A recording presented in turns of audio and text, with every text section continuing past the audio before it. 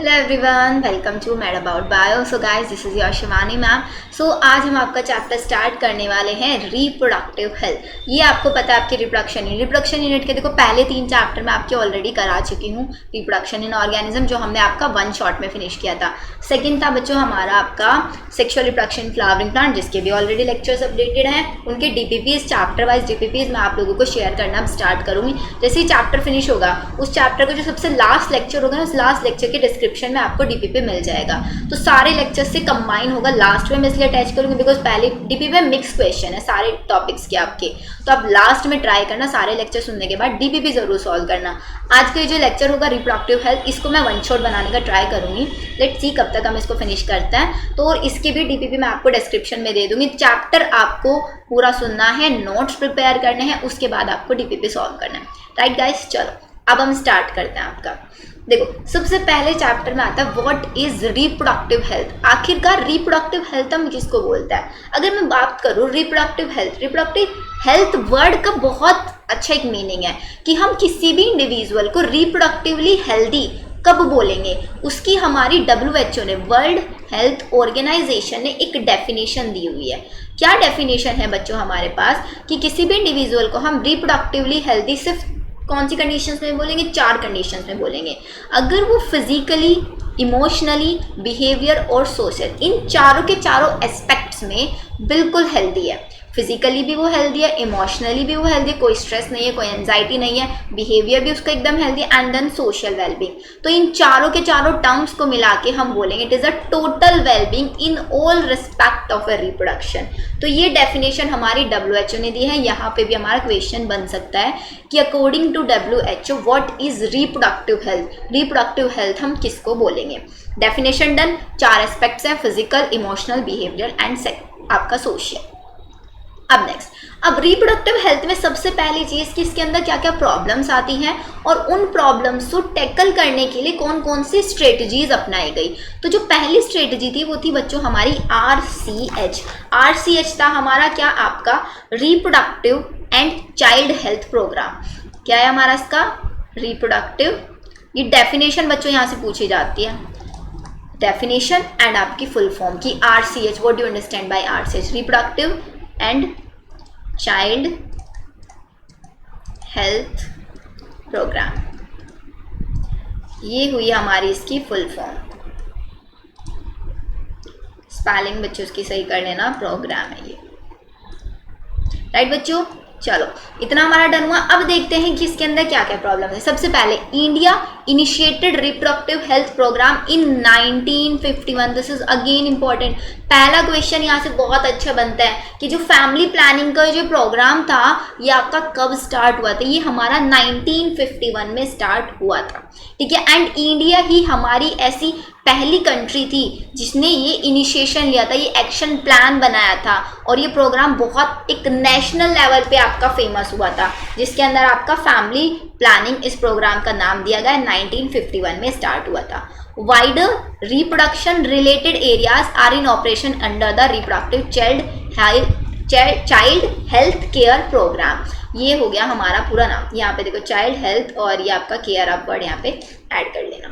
ठीक है, ये हमारा एक पूरा प्रोग्राम। अब मेनली आता है कि सबसे पहली चीज प्रॉब्लम हमारी क्या थी रिप्रोडक्टिव हेल्थ से रिगार्डिंग, कि उस टाइम पे जो पहले के टाइम के लोग थे उनको रिप्रोडक्टिव हेल्थ की बिल्कुल अवेयरनेस नहीं थी कि कैसे एक प्रेग्नेंट लेडी की केयर करनी चाहिए, कैसे एक न्यू बॉर्न बेबी का केयर होनी चाहिए। ये बहुत सारी ऐसी चीज़ें, उनको पूरी बिल्कुल भी सेक्स नॉलेज नहीं थी, क्या क्या उनके सेक्शुअल एस्पेक्ट्स होते हैं कोई नॉलेज नहीं थी। तो इसके लिए ये फैमिली प्लानिंग बनाया गया था जिसके अंदर कुछ ऑब्जेक्टिव्स रखे गए थे कि इस प्लानिंग, इस प्रोग्राम के अंदर आखिरकार लोगों को कैसे इससे बेनिफिट मिलेगा, क्या क्या टर्म्स इसके अंदर रखी गई थी।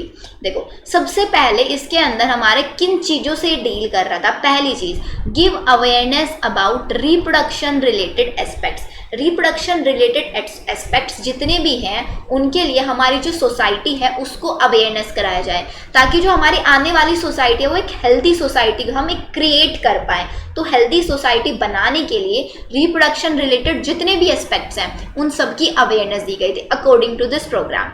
ठीक है, फिर इसके बाद पीपल्स को एजुकेट किया गया था अबाउट बर्थ कंट्रोल मेथड्स कि कौन कौन से बर्थ कंट्रोल मेथड्स होते हैं, कैसे एक प्रेग्नेंट मदर की केयर होनी चाहिए, post natal care of mother and child, मतलब आफ्टर डिलीवरी कैसे एक मदर की और चाइल्ड की भी केयर होनी चाहिए। ब्रेस्ट फीडिंग क्यों सबसे ज़्यादा इंपॉर्टेंट है, मेल और फीमेल को इक्वल, मेल और फीमेल जो चाइल्ड है उनको इक्वल अपॉर्चुनिटीज़ मिलने चाहिए। ये हमारे यहाँ पे प्रोग्राम में कुछ पॉइंट्स रखे गए थे। फिर था next point, awareness of problem due to population explosion. Population explosion बोलते हैं जब पॉपुलेशन बहुत हाई रेट से बढ़ रही होती है, उसकी प्रॉब्लम के में अवेयरनेस की, अगर हमारा आने वाले टाइम में इसी रेट से पॉपुलेशन बढ़ती रही तो आने वाले टाइम में क्या होगा, बिकॉज हमारे पास जो सोर्सेज हैं जो हम यूज़ कर रहे हैं, फूड हो गया, वाटर हो गया, बहुत लिमिटेड सोर्सेज हैं, तो आने वाले टाइम में अगर पॉपुलेशन का रेट यही रहेगा तो वो सोर्सेज और ज़्यादा लिमिटेड होते चले जाएंगे। तो एक टाइम ऐसा आएगा कि हमारे सारे सोर्सेज फिनिश हो जाएंगे। तो अभी से क्या करना पड़ेगा, पॉपुलेशन को कंट्रोल कराना पड़ेगा। तो ये सारी अवेयरनेस प्रोवाइड कराई गई। सोशल एवेंट्स जैसे कि सेक्स एब्यूज हो गया, सेक्स रिलेटेड क्राइम्स, इन सब चीज़ों से रिलेटेड लोगों को अवेयर कराया गया इस प्रोग्राम के अंदर। बताओ, और इस प्रोग्राम को कैसे आपका स्प्रेड किया गया था, with the help of audio visuals. पहले के टाइम में क्या होता ना, अनाउंसमेंट्स कर दिए जाते थे, है ना, और या फिर आपका ऑडियो विजुअल्स या फिर आपका प्रिंट की हेल्प से, मतलब जगह जगह पे पोस्टर्स लगा दिए जाते थे कि ताकि लोग जो उधर एरिया से गुजरे तो उनको पढ़े, उनको पता चले ये सारे कि ये प्रोग्राम क्या है, इस प्रोग्राम के अंदर क्या क्या होता है। और इसके अंदर हमारा गवर्नमेंट ऑर्गेनाइजेशंस भी थी और नॉन गवर्नमेंट एजेंसीज भी थी।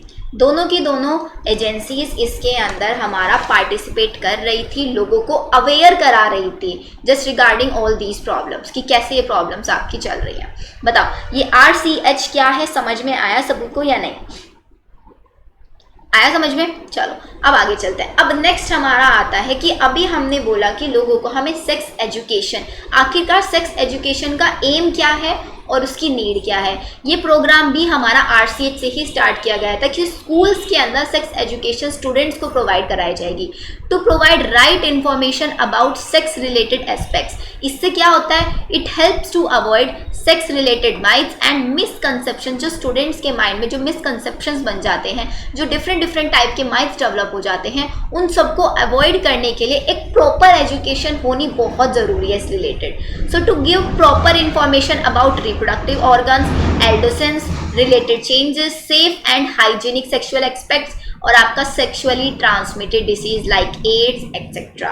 तो इससे सेक्स एजुकेशन स्टूडेंट्स को मिलने चाहिए हर एक स्कूल्स के अंदर, जिसकी वजह से सेक्स रिलेटेड माइथ, मिसकंसेप्शन, उनको प्रॉपर रिप्रोडक्टिव ऑर्गन्स की इन्फॉर्मेशन होनी चाहिए। जैसे जैसे हम एडोसेंस एज में आते हैं, एडल्ट एज में आते हैं, तो कौन कौन से चेंजेस होते हैं बॉडी के अंदर, उन चेंजेस से वो लोग अवेयर होना चाहिए। एक सेक्सुअल प्रैक्टिस होनी चाहिए, safe and hygienic. Sexually transmitted disease कौन कौन सी डिसीज हो सकती हैं, कैसे कैसे डिसीज स्प्रेड होती हैं, ये सारी इंफॉर्मेशन स्कूल्स के अंदर प्रोवाइड कराना स्टार्ट किया गया अंडर दिस प्रोग्राम। कौन सा प्रोग्राम था बच्चों, ये हमारा RCH प्रोग्राम था।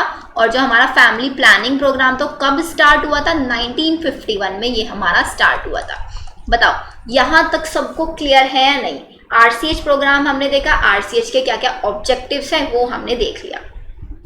चलो अब आगे कंटिन्यू करते हैं। फिर अब हमारा नेक्स्ट एंड इम्पॉर्टेंट टॉपिक आता है बच्चों, पॉपुलेशन एक्सप्लोजन या फिर बर्थ कंट्रोल। अब पॉपुलेशन एक्सप्लोजन का मतलब तो ये कि पॉपुलेशन जब इतनी हाई रेट से बढ़ रही है, इसका क्या क्या साइड इफेक्ट हो सकता है। फिर पॉपुलेशन एक्सप्लोजन को रोकने के लिए बर्थ कंट्रोल मेथड्स कौन कौन से हो सकते हैं, ये हम आपका आज के लेक्चर में पढ़ने वाले हैं। चलो सबसे पहले हम स्टार्ट करते हैं पॉपुलेशन एक्सप्लोजन से। अगर बच्चों मैं आप लोगों से पूछ रही हूँ, सबसे पहले आप लोग मेरे को एक डेफिनेशन बताओ, व्हाट इज पॉपुलेशन। हम पॉपुलेशन क्या बोलते हैं, पॉपुलेशन क्या, आखिरकार इसकी एक एग्जैक्ट डेफिनेशन क्या होती है। Population is the total number of individuals. Population के अंदर आता है टोटल नंबर ऑफ इंडिविजुअल एक स्पीसीज के जो प्रेजेंट है एक पर्टिकुलर एरिया के अंदर at a particular time. It means एक पर्टिकुलर टाइम में हम एक एरिया को देख रहे हैं, एक एरिया के अंदर कितने number of individuals same he species के रह रहे हैं, उसको हम बोलते हैं आपका पॉपुलेशन। लिखो इसकी definition, total number of individuals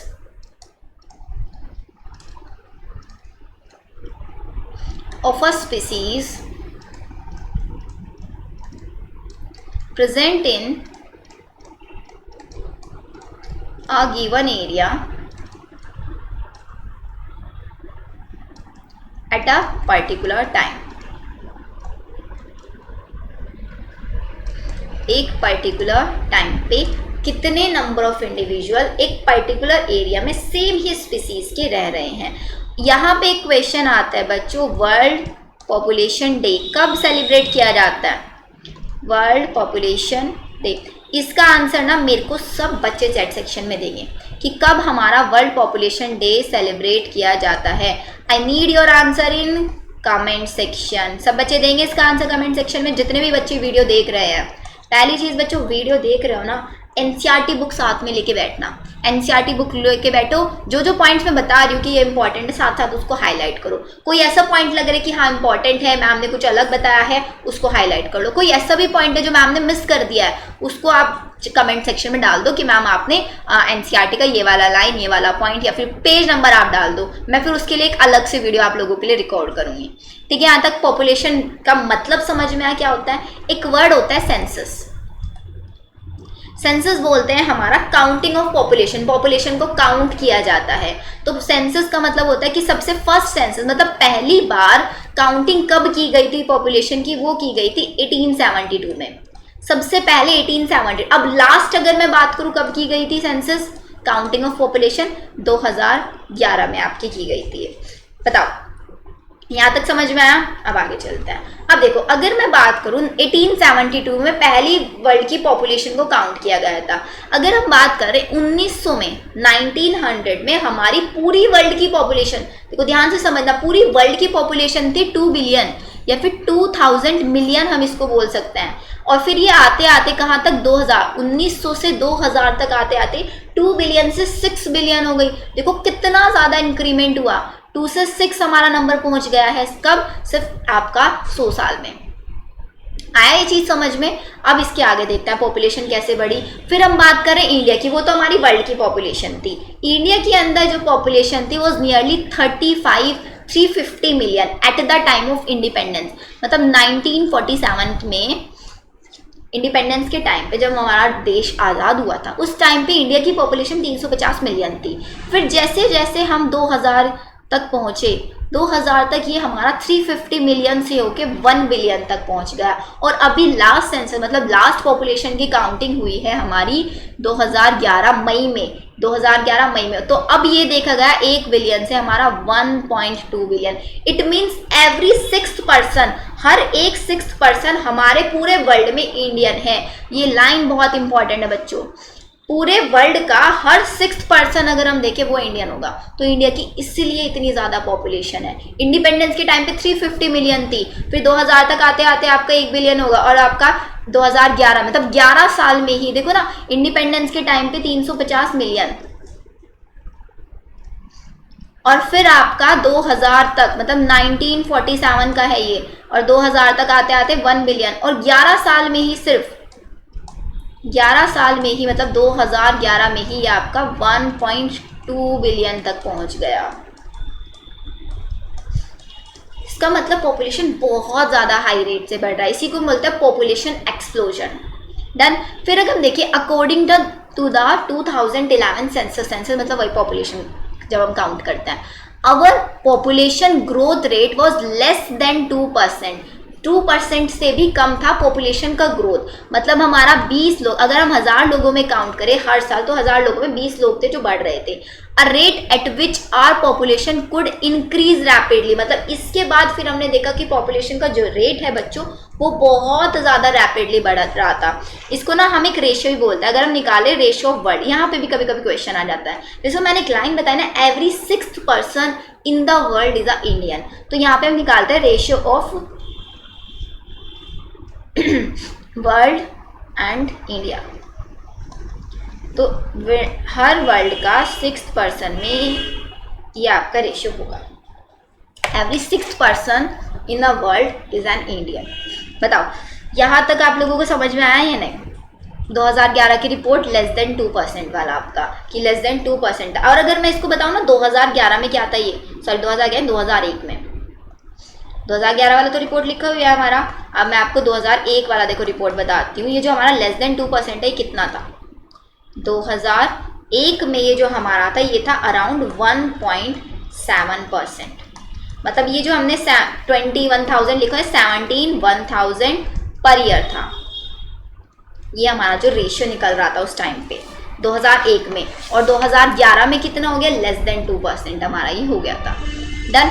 फिर इसके बाद आता है आखिरकार ये पॉपुलेशन के इतने ज़्यादा बढ़ने के रीजंस क्या हो सकते हैं। पहली चीज़, जैसे जैसे हमारा क्या हो रहा है, इंडिया मॉडर्न होता जा रहा है, मॉडर्नाइजेशन होता है, इंडस्ट्रियलाइजेशन होता जा रहा है, हमारे पास फैसिलिटीज़ बहुत ज़्यादा है, हेल्थ फैसिलिटीज़ बढ़ती जा रही है। पहले क्या होता था, पहले के टाइम में ना डिसीज़ के कोई ट्रीटमेंट नहीं होते थे, प्रॉपर हेल्थ चेकअप्स नहीं होते थे, प्रॉपर हॉस्पिटल्स नहीं होते थे, तो जिसकी वजह से लोगों को कोई डिसीज़ तो बहुत जल्दी डेथ रेट वहाँ पे बढ़ता था। लेकिन अब हेल्थ फैसिलिटीज़ बहुत ज़्यादा बढ़ चुकी हैं, बेटर लिविंग कंडीशंस प्रोवाइड कराई जा रही है, जिसकी वजह से पॉपुलेशन बढ़ रही है।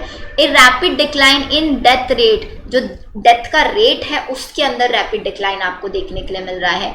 मैटरनल मोर्टेलिटी रेट में आपका डिक्लाइन हो रहा है। इन्फेंट मोर्टेलिटी रेट, आपका मोर्टेलिटी रेट तो मतलब डेथ रेट को ही हम बोलते हैं मोर्टेलिटी, ये तीनों के तीनों रेट डिक्लाइन हो रहे हैं। अगेन बच्चों यहाँ से क्वेश्चन आता है, what is the reason of population. 3 reason हमें बताएंगे, डेथ रेट का डिक्लाइन होना, मैटरनल मोर्टेलिटी रेट MMR और IMR इन्फेंट मोर्टेलिटी रेट का डिक्लाइन होना। 3 रीजंस आप लोगों को याद रखना है, याद रखेंगे सब। फिर इसके बाद increase in the number of people in reproductive age, reproductive age में नंबर ऑफ पीपल ज्यादा अमाउंट में बढ़ रहे हैं, increase in the number of people in reproductive age, ये है हमारा नेक्स्ट पॉइंट। तो ये सारे पॉइंट्स आप याद है, पहले पॉपुलेशन एक्सप्लोजन का डेटा आप याद रखेंगे, उसके बाद उसके रीजंस आप याद रखेंगे, रहेगा क्लियर। चलो अब आगे चलता है।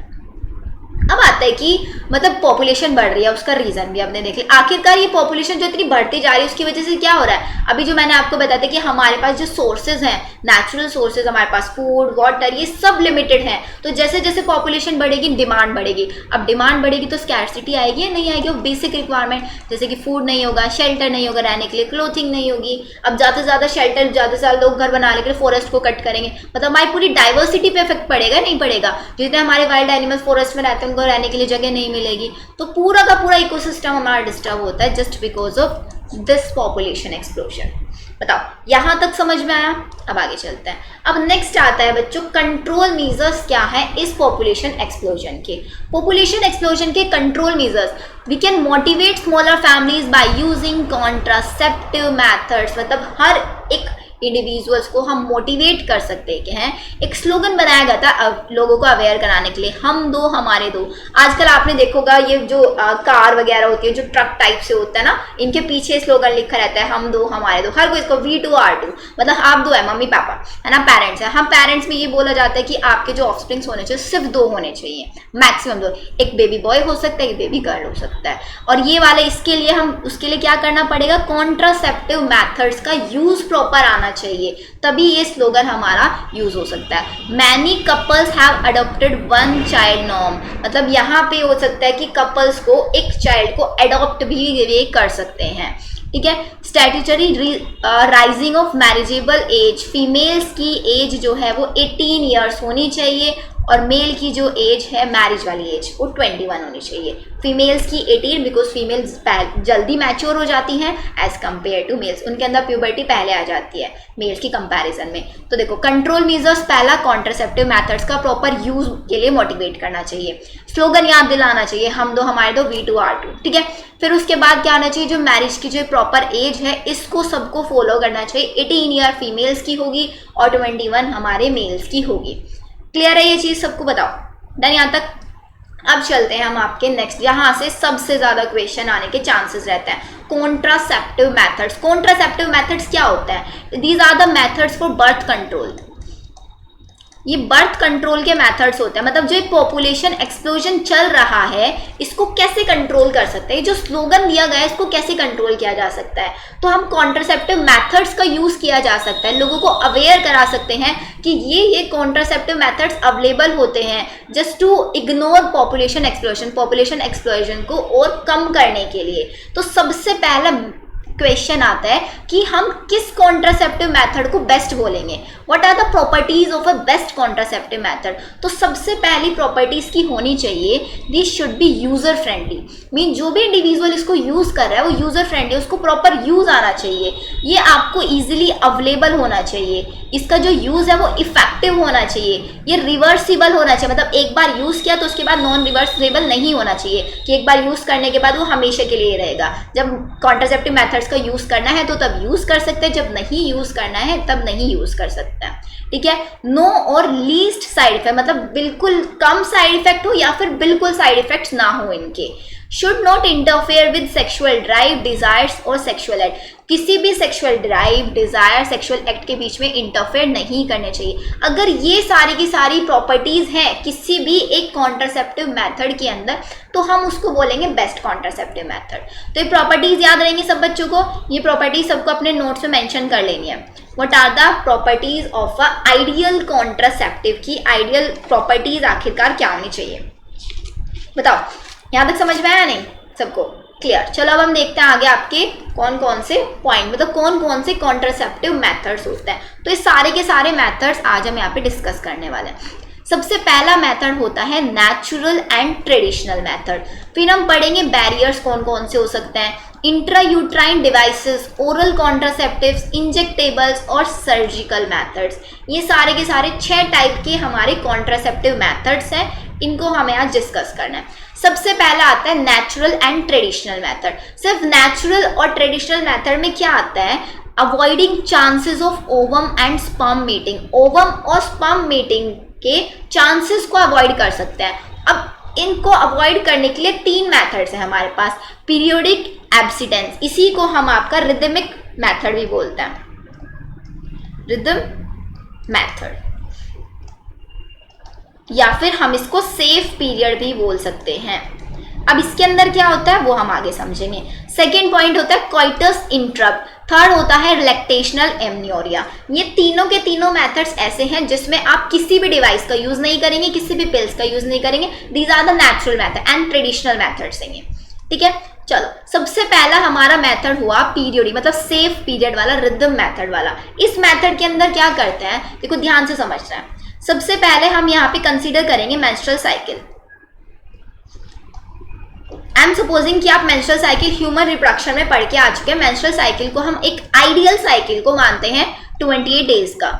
तो 28 डेज में मैंने आपको ह्यूमन रिप्रोडक्शन में पढ़ाया था, ओव्यूलेशन होता है बच्चों 14th डे पर, 14th डे होता है ओव्यूलेशन डे। अब ओव्यूलेशन डे पे क्या पता है आपको, ओव्यूलेशन डे पे हर एवरी मंथ 28 डेज में से 14th डे पे क्या होगा, एक ओवरी एक एग रिलीज करेगी। अब जो एग की अगर मैं वाइबिलिटी की बात करूं तो एग की वाइबिलिटी हमारी होती है 1 से 2 डेज की, और अगर हम स्पर्म की बात करें, स्पर्म की वाइबिलिटी की, तो इसकी होती है 3 डेज की, ठीक है। तो इसका मतलब अब अगर हम बात करें, मेंस्ट्रुअल साइकिल होता है, मेंस्ट्रुअल 28 की भी हो सकती है, 29 की भी हो सकती है, 27 की भी हो सकती है। तो अगर मैं आइडियली यहाँ पे बात करूँ तो 14th डे पे आपका ओव्यूलेशन होगा, मतलब एग रिलीज होगा ओवम से, ठीक है, ओवरी से एग रिलीज होगा, तो आपका 14th डे पर भी हो सकता है बच्चों, या फिर 13th डे पर भी, या फिर हम मान सकते हैं आपका 15th डे पर भी हो सकते हैं। 3 हमने डेज कंसीडर कर लिए कि ये 3 दिन ऐसे हैं जिसके अंदर फर्टिलाइजेशन के चांसेस सबसे ज्यादा हैं। अगर इस टाइम में सेक्सुअल इंटरकोर्स किया गया तो सबसे ज्यादा चांसेस है फर्टिलाइजेशन के, क्योंकि इस टाइम में फीमेल रिप्रोडक्टिव सिस्टम के अंदर एग पाया जाएगा। स्पर्म की जैसी एंट्री होगी तो एग और स्पर्म में फर्टिलाइजेशन हो जाएगा, तो सबसे ज्यादा चांसेस है ना। तो इसलिए हमें यहाँ पे क्या करना है, नेचुरल मेथड्स में नेचुरल डेज, मतलब सेफ डेज वो डेज होते हैं जिस टाइम में एग नहीं होता रिप्रोडक्टिव सिस्टम के अंदर। अब वो कौन कौन से डेज होते हैं, avoid coitus just after 10 to 70 days, मतलब जो 28 डेज की ये साइकिल है, इस 28 डेज की साइकिल में 10 से 17th डे का जो पीरियड होता है, इस टाइम में, मतलब जो मिडिल वाला टाइम है, मिडिल का जो 1 वीक होता है ना पूरा का पूरा, उस 1 वीक में अवॉइड करना चाहिए, बिकॉज उसी को हम बोलते हैं आपका फर्टाइल पीरियड। अब कौन सा सेफ पीरियड है फॉर सेक्सुअल इंटरकोर्स, इसमें है आपका, अगर हम बात करें सेफ पीरियड है आपका 1st से लेके 10th डे तक। मेंस्ट्रुअल साइकिल का जो 1st से 10th डे है वो एकदम सेफ है। फिर उसके बाद अगर हम बात करें 17 से लेके 28 तक, 17 से लेके 28 तक ये आपका सेफ पीरियड होता है। इसके बीच में 10 और 17, जो 10 और 17 का जो बीच का टाइम पीरियड होता है उसके अंदर चांसेस है कि ओव्यूलेशन हो रहा होगा, ओव्यूलेशन हो भी सकता है उस टाइम पे, और अगर उस टाइम पे सेक्सुअल इंटरकोर्स हुआ तो फर्टिलाइजेशन के चांसेस सबसे ज्यादा है। तो ये ऐसे मेथड्स है जिसके अंदर फर्टिलाइजेशन को प्रिवेंट किया जा सकता है जस्ट मॉनिटरिंग मेंस्ट्रुअल साइकिल। सिर्फ मेंस्ट्रुअल साइकिल को मॉनिटर करके यहाँ पे फर्टिलाइजेशन को इग्नोर किया जा सकता है। ये मेथड सबको समझ में आया या नहीं, जल्दी से बताओ। सिर्फ एक वीक वाला टाइम पीरियड 10 से 17 डे वाला जो हम बोलते हैं फर्टाइल पीरियड। अब इसी के अंदर सेकेंड मेथड मैंने बताया था आपको, कोइटस इंटरप्ट। कोइटस इंटरप्ट का मतलब ये होता है ड्यूरिंग सेक्सुअल इंटरकोर्स यहाँ पे क्या करना होगा, withdrawal of penis from the vagina just before ejaculation. Ejaculation process होने से पहले अगर पेनिस को विड्रॉ कर लिया जाता है from the vagina to avoid insemination. Insemination is the transfer of sperm into the female reproductive system. उस प्रोसेस को अवॉइड करने के लिए यहाँ पे पेनिस को अगर विड्रॉ किया जाएगा, इस मेथड को बोलेंगे कोइटस इंटरप्ट। इसके अंदर भी फर्टिलाइजेशन के चांसेस बहुत कम होता है, लेकिन 100% नहीं होता कि आपका 100% होता है, 100% सेफ्टी इसके अंदर नहीं होती है। थर्ड मेथड आता है बच्चों यहाँ पे lactational amenorrhoea. Lactational amenorrhoea it is the absence of menstrual cycle and ovulation. ये एक ऐसा पीरियड होता है, 6 मंथ का ये पीरियड होता है। जैसे ही पार्चुरेशन हुआ, बेबी बर्थ हो, तो उसके बाद लैक्टेशन पीरियड स्टार्ट होता है, मदर ब्रेस्ट फीडिंग कराती है। तो उस टाइम पे क्या होता है, मेंस्ट्रुअल साइकिल नहीं होती है, नहीं ओव्यूलेशन होता है। उसका रीजन ये होता है, आपने पढ़ा होगा जो आपकी हाइपोथैलेमस ग्लैंड है, हाइपोथैलेमस में एंटीरियर पिट्यूटरी, ये आपने पढ़ा होगा आपके क्लास 11th में कि एंटीरियर पिट्यूटरी एक हार्मोन रिलीज करती है प्रोलैक्टिन। कौन सा हार्मोन रिलीज करती है बच्चों, प्रोलैक्टिन हार्मोन रिलीज करती है, जो कि रिस्पॉन्सिबल होता है लैक्टेशन के लिए। और आपको पता है अगर ब्रेस्ट फीडिंग वाला टाइम पीरियड चला है तो उस टाइम पे सबसे ज्यादा अमाउंट में होगा प्रोलैक्टिन फीमेल बॉडी के अंदर, और ये प्रोलैक्टिन रिलीज होता है, लैक्टेशन को तो इंक्रीज करता है लेकिन सेम टाइम पे नेगेटिव फीडबैक देता है हमारे गोनेडोट्रोपिन रिलीजिंग हार्मोन्स को। जो एस्ट्रोजन और प्रोजेस्टेरोन्स हार्मोन्स होते हैं उनको रिलीज नहीं होने देता, उनके ऊपर नेगेटिव फीडबैक, नेगेटिव इफेक्ट या नेगेटिव फीडबैक आप बोल सकते हो, वो डालेगा, जिसकी वजह से ना तो एस्ट्रोजन होगा ना ही प्रोजेस्टेरोन होगा, तो एंडोमेट्रियम लेयर डिग्रेड नहीं होगी, तो it means no menstrual cycle and no ovulation during the 6 months of breast feeding after the parturition. तो ये भी आपका एक नेचुरल मेथड होता है जिसका कोई साइड इफेक्ट नहीं है, but the chances of failures are high. यहाँ पे फेल होने के चांसेस बहुत ज़्यादा होते हैं। सो ये तीनों मेथड हैं, periodic abstinence, coitus interrupt and the third one lactational amenorrhoea. बताओ यहाँ तक सबको समझ में आया या नहीं? चलो अब आगे चलते हैं। अच्छा बच्चों एक चीज़, आप जब मेरे लेक्चर सुनते हो तो उस टाइम पे आपको ऐसा लगता है कि मैम थोड़ा स्पीड से पढ़ाती हैं।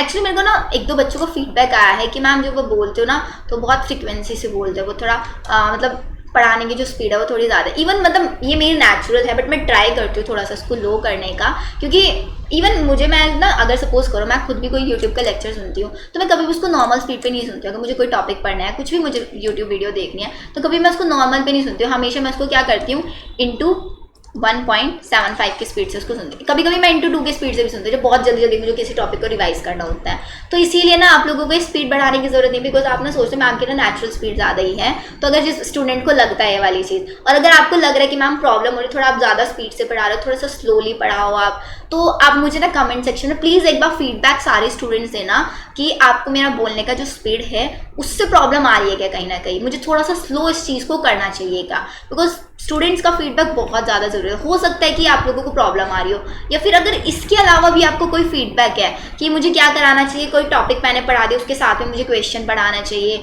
या फिर मैं एनसीईआरटी की लाइन्स यहाँ पे इन्वॉल्व करूँ या एनसीईआरटी के डायग्राम्स यूज़ करूँ, कोई भी आपका फीडबैक है, आप प्लीज़ अपना फीडबैक ज़रूर बताना ताकि मैं अपनी टीचिंग को और ज़्यादा इम्प्रूव कर पाऊँ। ठीक है बच्चों, एंड अगर आपको कोई फीडबैक नहीं लगता है तो तब भी आप मुझे बता सकते हो कि मैम नो फीडबैक की रिक्वायरमेंट। ठीक है, चलो अब ये हमने देख लिया पहला नेचुरल एंड ट्रेडिशनल मेथड्स। अब सेकंड मेथड्स आते हैं हमारे बैरियर्स मेथड। अब बैरियर मेथड भी क्या है, वही जितने कॉन्ट्रासेप्टिव मेथड्स है सबका एक एम है टू प्रिवेंट फर्टिलाइजेशन, सबको फर्टिलाइजेशन को प्रिवेंट करना है। अब बैरियर मेथड में क्या होगा, they prevent physical meeting of sperm and ovum. पहले मेथड में हम स्पर्म एंड ओवम को मीट नहीं करने दे रहे थे, अब यहाँ पे भी वही चीज है। अब यहाँ पे कुछ बैरियर्स लगा देंगे, स्पर्म और ओवम के बीच में हम कुछ बैरियर्स लगा देंगे, जैसे कि पहला बैरियर होता है कॉन्डम्स का यूज करना, सेकेंड आपका डायफ्राम का यूज, सर्वाइकल कैप्स या फिर वॉल्स। ये 4 बैरियर मेथड्स होते हैं। पहला मेथड है हमारा कॉन्डम। कॉन्डम क्या होता है, it is a made of rubber and latex sheet का ये बना होता है। मेल के लिए भी होता है एंड फीमेल के लिए। तो मेल के लिए कहाँ पे यूज करता है, to cover the penis, and females के लिए होता है to cover the vagina and cervix को कवर करने के लिए, ताकि स्पर्म एंटर ना हो पाए वेजाइना या सर्विक्स में। Next, condoms are used just before coitus. Coitus से जस्ट पहले के टाइम पे यूज किए जाते हैं। They prevent the entry of semen into the female reproductive tract के अंदर सीमन एंटर ना हो जाए, बिकॉज सीमन के अंदर ही क्या होता है, स्पर्म होता है, एंड स्पर्म जैसे ही एंटर होता है तो फर्टिलाइजेशन हो जाता है। तो इसलिए यहाँ पे कॉन्डम्स का यूज किया जाता है। ये क्या होता है, रबर एंड लेटेक्स शीट के बने होते हैं, कैप लाइक स्ट्रक्चर होती है। इसी को हम आपका निरोध भी बोलते हैं। These are the proper popular condoms for males. ये समझ में आया सबको। चलो अब नेक्स्ट मेथड आता है हमारे diaphragm, cervical caps and vaults. Diaphragm, cervical ये सब क्या है, these are also made up of rubber and are inserted into the female reproductive tract to cover the cervix during coitus के टाइम पे cervix area को cover करने के लिए इनका यूज किया जाता है। तो तीनों के तीनों यूज किया जाता है by the females. They block the entry of sperm through the cervix के अंदर स्पर्म की एंट्री ना हो पाए इस चीज को। दीज आर द रीयूजेबल, इनको वापस से यूज किए जा सकते हैं। Spermicidal cream, jellies, foams are also used along with these barriers to increase their contraceptive efficiency. In methods, in barriers की efficiency को बढ़ाने के लिए इनके साथ साथ इनके ऊपर कुछ spermicidal होते हैं sperm killing creams, जो sperm को kill कर सकती हैं। स्पर्मी जो स्पर्म को किल कर दे, ठीक है, या जेल्स या फॉर्म्स, इन सब का भी यूज किया जाता है सिर्फ इफिशियंसी को बढ़ाने के लिए। यहाँ तक क्लियर है सबको। चलो अब आगे आता है नेक्स्ट हमारे method, intra uterine methods. Mean ये वो मेथड्स हैं जो यूट्राइन के अंदर इंसर्ट किए जाते हैं। अब पहले वाले जो मेथड्स थे, पहले वाले मेथड्स इजीली थे कि कोई भी पर्सन उनको यूज कर सकता है, लेकिन ये वो मेथड्स हैं जो कोई भी एक प्रैक्टिशनर ही यूज कर सकता है, because these are the methods which are inserted by the practice, कोई एक्सपीरियंस डॉक्टर या फिर nurses in the uterus through vagina. तो इंट्रा यूट्राइन डिवाइसेस किसके लिए हुई, सभी फीमेल्स के लिए। वहाँ पे क्या होता है कि कुछ डिवाइसेस होती हैं, कौन कौन सी डिवाइसेस होती है वो मैं आपको समझाऊंगी। इन डिवाइसेस को यूट्रस, वेजाइना के थ्रू यूट्रस के अंदर इंसर्ट कर दिया जाता है। ये यूट्रस ये क्या करते हैं, ये आपके डिवाइसेस फैगोसाइटोसिस समझते हो बच्चों, किलिंग, स्पर्म को किल करने का काम, मीन्स जैसे ही स्पर्म की एंट्री हुई तो उसको डायरेक्टली किल कर देता है। These are the ideal method to delay pregnancy और अ सेफ चिल्ड्रन। प्रेगनेंसी को डिले करने के लिए या फिर सेफ चिल्ड्रन, एक स्पेस चिल्ड्रन, सॉरी सेफ नहीं स्पेस, मतलब सपोज एक चिल्ड्रन है उसके बाद में स्पेस रखना है 10 से 5 साल का, 7 साल का, तो उस टाइम पे यूज किए जा सकते हैं। तो इसका मतलब क्या है, स्पेस चिल्ड्रन, इससे समझ में आ रहा है these are not the permanent methods. ये परमानेंट मेथड्स नहीं, these are the temporary method, but long term के लिए होते हैं। आपके टेम्पररी है, लॉन्ग टर्म के लिए होता है। आईयूडीज आपके 3 टाइप के हो सकते हैं। इंट्रा यूट्राइन डिवाइस, बेटा फुल फॉर्म याद रखना इसकी, 3 टाइप के। First, non mediated IUDs, copper releasing IUDs and hormone releasing IUDs. Start करते हैं हम अपना नॉन मेडिएटेड से।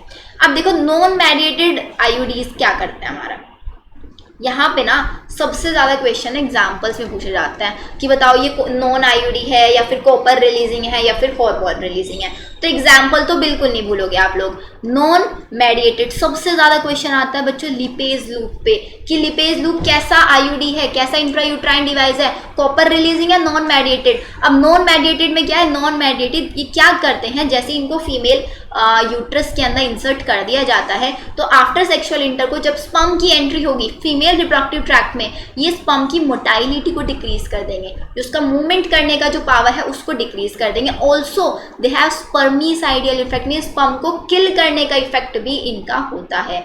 इसका एग्जाम्पल लिपेज लूप, यही एक एग्जाम्पल पूछा जाता है। फिर आता है सेकंड हमारा कॉपर रिलीजिंग आयोडीज, मीन्स ये सारे के सारी वो डिवाइसेस हैं जो अपने अंदर से कॉपर रिलीज करेंगे। अब कॉपर आयन क्या करता है, जैसे स्पर्म की एंट्री हुई तो कॉपर आयन स्पर्म की मोटाइलिटी को डिक्रीज कर देता है और स्पर्म की फर्टिलाइज करने की कैपेसिटी को डिक्रीज करता है। दो चीजें ही करता है, दोनों याद रखोगे, मोटाइलिटी को सप्रेस करता है और उसकी फर्टिलाइजिंग कैपेसिटी को सप्रेस करता है। तीन example, copper T, copper 7 and Multiload 375, ये तीनों के तीनों एग्जाम्पल याद रखोगे। इसके अलावा आपका कॉपर टी 200 भी होता है, कॉपर टी आपका 380 भी होता है। कॉपर टी दो टाइप के आप लिख सकते हैं, copper T 200, copper T 380।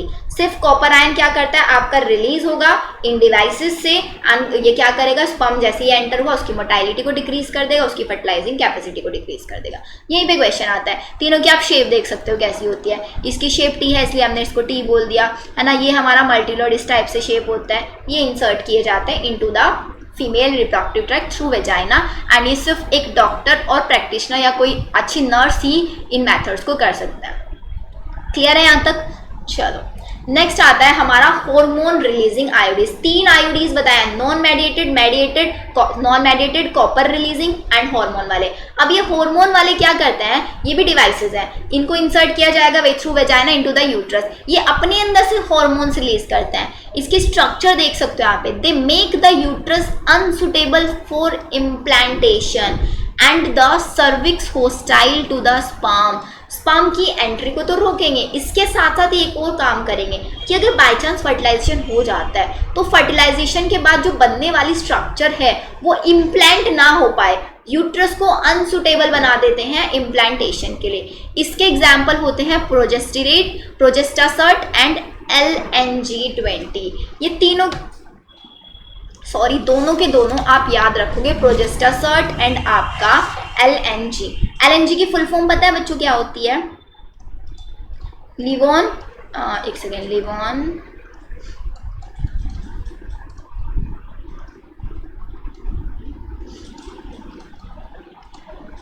Livon gastral, Livon gastral इसकी फुल फॉर्म होती है। LNG हम इसको 20 बोलते हैं, या प्रोजेस्टासर्ट। ये दोनों नाम आप याद रखोगे। काम बताया मैंने आपको क्या करता है, सबसे पहला ये इम्प्लांटेशन को रोकता है।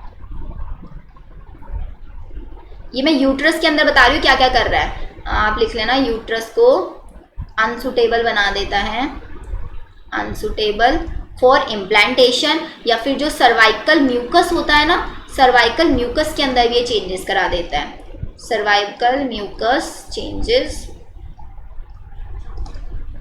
या फिर ये आपका ल्यूटियल एक्टिविटी को भी अफेक्ट करता है, या फिर इसको इनसफिशिएंट बना देता है, ऐसे लिख सकते हो। ये तीनों के तीनों चेंजेस करता है ये यूट्रस के अंदर। These are the hormone releasing IUDs. Examples याद रखोगे, प्रोजेस्टासर्ट, LNG-20।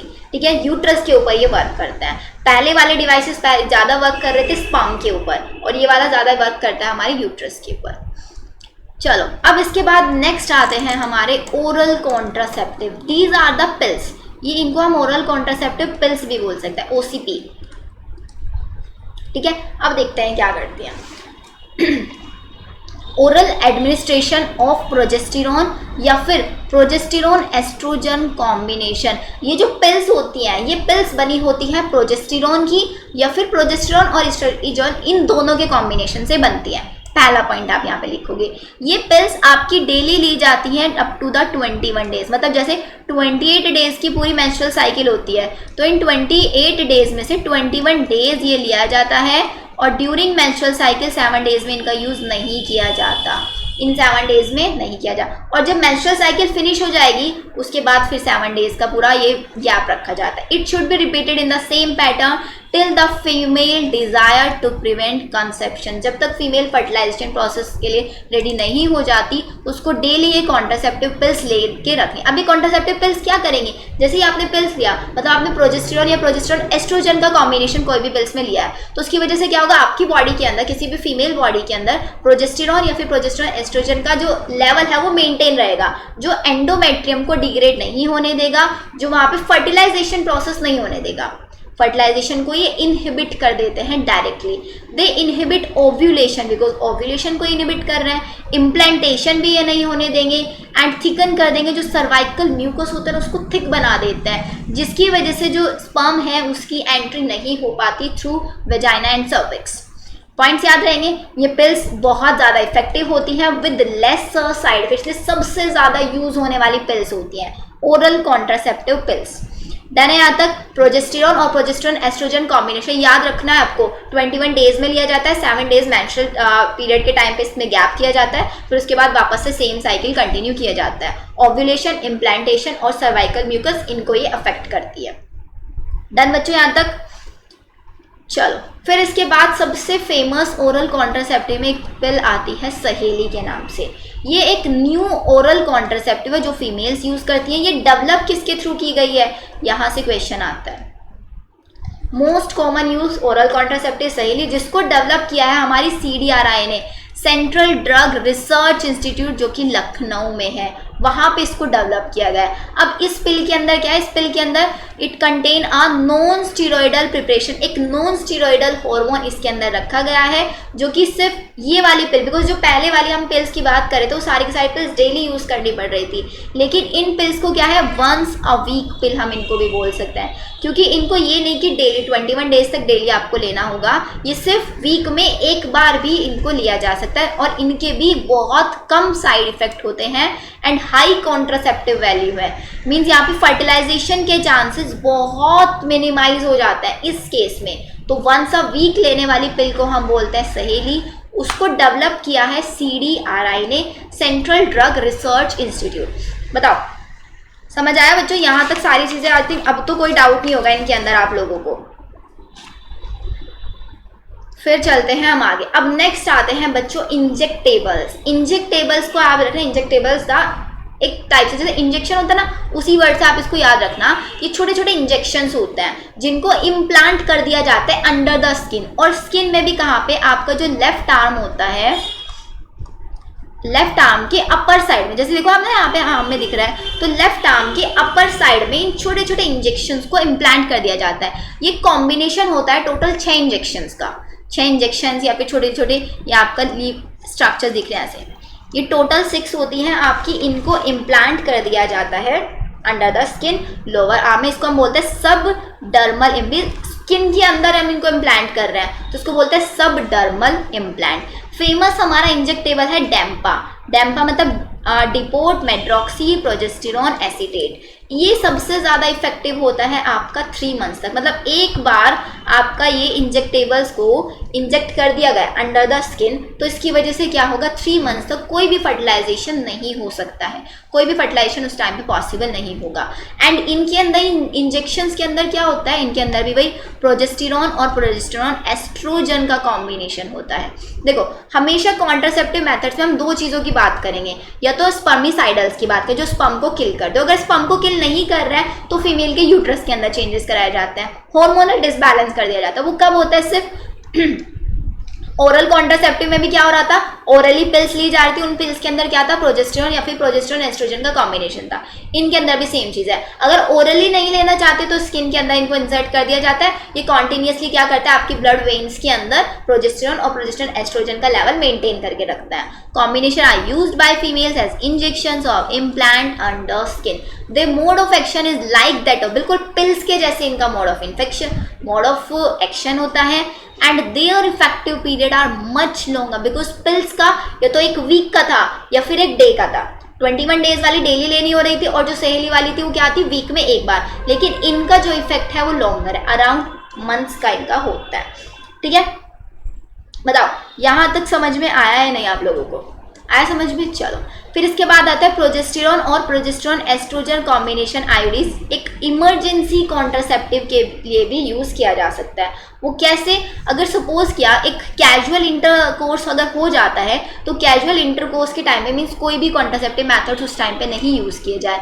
आफ्टर सेक्सुअल इंटरकोर्स अगर ये पिल्स का यूज़ कर लिया जाएगा विद इन 72 आवर्स के अंदर तो उस टाइम पे भी फर्टिलाइजेशन के चांसेस बिल्कुल, बिकॉज उस टाइम पे वहाँ पे स्पर्म की एंट्री हो चुकी होगी तो स्पर्म को वहाँ पे किल किया जा सकता है जस्ट बिकॉज ऑफ दिस। या फिर यहाँ पे क्या हो सकता है, प्रोजेस्टेरॉन और प्रोजेस्टेरॉन एस्ट्रोजन क्या करेंगे, आपकी बॉडी के अंदर एक हार्मोनल डिसबैलेंस बनाएंगे जिसकी वजह से या तो ओव्यूलेशन रुक जाएगा या फिर आपकी यूट्रस की जो थिकनिंग है उसको और ज़्यादा थिक बना दिया जाएगा। ये यहाँ पे चेंजेस होता है, याद रहेगा ये चीज़, बताओ जल्दी से। सिर्फ पॉइंट्स वही ध्यान रखने हैं। तो स्पर्मेसाइडल्स का यूज़ करें, प्रोजेस्टेरॉन एस्ट्रोजन का हम यूज़ कर रहे हैं जो एंडोमेट्रियम जो यूट्रस की लाइनिंग है उसके ऊपर वर्क करता है। बिकॉज यूट्रस की लाइनिंग अगर ब्रेक हो रही है, यूट्रस की लाइनिंग जिसका मतलब ओव्यूलेशन, हमें क्या कराना है, हमें ओव्यूलेशन नहीं होने देना है। तो ओव्यूलेशन को इफेक्ट करते हैं प्रोजेस्टेरॉन या प्रोजेस्टेरॉन एस्ट्रोजन। बिकॉज अगर आपने पढ़ा है मेंस्ट्रुअल साइकिल तो आपको समझ में आ जाएगा। मेंस्ट्रुअल साइकिल में हम देखते हैं वहाँ पे आपका हार्मोनल लेवल जब पूरी तरीके से बैलेंस होता है, प्रॉपर अमाउंट में होता है, तभी ओव्यूलेशन। तो 14th डे पर कौन सा हार्मोन लेवल सबसे ज़्यादा, वो ग्राफ आपकी एनसीईआरटी में जो दिया हुआ है ना, वो ग्राफ से आपको ये चीज़ समझ में आएगी बहुत अच्छे से। क्लियर? अगर आपको ये वाला पॉइंट नहीं समझ में आ रहा है कि मैम ये हार्मोनल बैलेंस कैसे है, तो आप मेरे को चैट सेक्शन में, कमेंट सेक्शन में आप बता सकते हो। मैं आप लोगों के लिए फिर से एक मेंस्ट्रुअल साइकिल पे वीडियो बना दूंगी जिसमें हम पूरा हार्मोनल लेवल आपका डिस्कस करेंगे, तो आपको ये वाला पॉइंट वो और अच्छे से क्लियर हो जाएगा। क्लियर बच्चों? चलो फिर इसके बाद नेक्स्ट मेथड्स आते हैं हमारे सर्जिकल मेथड, स्टेरिलाइजेशन। अब ये सर्जिकल मेथड्स बच्चों याद रखना, पहले वाले मेथड्स थे हमारे temporary and these are the permanent methods. ये परमानेंट मेथड है जिनकी रिवर्सिबिलिटी बिल्कुल पुअर होती है। It helps to block gamete transport. वहाँ पे हम क्या कर रहे थे, मीटिंग को रोक रहे थे, स्पर्म और ओवम आपस में मीट ना करें। सर्जिकल मेथड्स में हम गैमिट ट्रांसपोर्ट ही ना हो पाए। मेल के अंदर क्या करेंगे, मेल के अंदर हम गैमिट को सीमन के अंदर ऐड नहीं होने देंगे। सीमन बहुत सारी चीज़ों का कॉम्बिनेशन होता है, ये आपने ह्यूमन रिप्रोडक्शन में पढ़ा है। तो सीमन के अंदर स्पर्म की एंट्री को रोक देंगे बस, ठीक है। तो ये हमारा मेल में भी यूज़ किया जाता है सर्जिकल मेथड, सेम फीमेल्स के अंदर भी यूज़ किया जाता है। फीमेल्स के अंदर क्या करेंगे, ओवरीज के अंदर से ओव्यूल्स ना निकल पाए, बस ओवरीज के अंदर से एग का रिलीज ना हो पाए, मतलब ओव्यूलेशन ना हो, उस चीज़ को हम प्रिवेंट करेंगे वहाँ पे। And thereby they prevent conception. It is very effective but reversibility poor है। दो मेथड्स यूज़ किए जाते हैं, वेसेक्टॉमी एंड ट्यूबेक्टॉमी। अब इन दोनों मेथड्स को समझते हैं। सबसे पहला मेथड होता है हमारा सर्जिकल मेथड में बच्चों वेसेक्टॉमी। अब आपको याद रखना है वेसेक्टॉमी यूज किया जाता है मेल्स के अंदर। इससे क्या आता है, स्टेरिलाइजेशन प्रोसीजर है मेल्स के अंदर, मतलब पूरी तरीके से स्टेरिलाइज बना सकते हैं हम इससे मेल को। In this method a small part of the vas deferens, यहाँ से याद रखो वी फॉर वेसेक्टॉमी, और वेसेक्टॉमी में हम क्या करते हैं, वेस्ट डिफरेंस को कट कर देते हैं। वेस्ट डिफरेंस को जैसे कट किया, जैसे यहाँ पे ये हमारा यहाँ पे होता है टेस्टिस ऐसे, ठीक है। टेस्टिस के अंदर ही क्या बनता है, स्पर्म का फॉर्मेशन, और फिर वो स्पर्म ट्रांसफर होता है वेस्ट डिफरेंस से। अब वेस्ट डिफरेंस को हमने क्या कर दिया, यहाँ से बीच में से कट करके टाई करा देंगे यहीं पे। अब जैसे ही कट करके टाई करा देंगे तो स्पर्म है यहाँ से निकल के ऊपर नहीं जा पाएगा, यहीं पे स्पर्म आपका इकट्ठा हो जाएगा पूरी तरीके से। तो इसी को देखो यहाँ पे दिख रहा है ना आपको, इस तरह से वेस्ट डिफरेंस को कट किया एंड यहाँ पे टाई करा दिया। सर्जिकल मैथड्स होते हैं, सर्जरी के थ्रू ये परफॉर्म किए जाते हैं।